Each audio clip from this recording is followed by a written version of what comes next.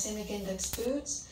On the other end of the scale, we've got foods called low glycemic index foods, and they are more slowly digested and absorbed.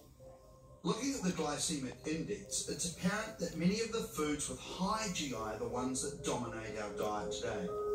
When you eat high GI foods all the time, it means that there are constantly high levels of glucose in your blood.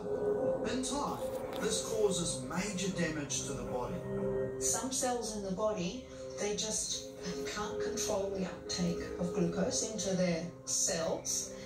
Those cells include the cells in the eye, in the kidneys, in the blood vessels, the lining of the blood vessels. So you're setting the scene for blood clots and hardening of the arteries.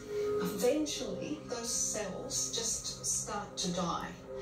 And if that happens to our beta cells, the beta cells that produce insulin, then our beta cell mass starts to contract, and we're no longer capable of producing all the insulin we need to. And when that happens, we eventually get a diagnosis of diabetes. Over 400 million people, including myself, have diabetes. More than 10,000 people die every day from diabetes and its related complications. Is 50 years of bad nutritional advice part of the problem? There was a real zealotry about trying to prove this hypothesis that animal fat was causing us to get sick with heart disease. And we've seen an enormous amount of resource go into that, but the numbers have been frustratingly resistant to showing that that's the case. Although there's still a lot of controversy about whether fat, especially saturated fat, is good or bad for us, the tide may be turning.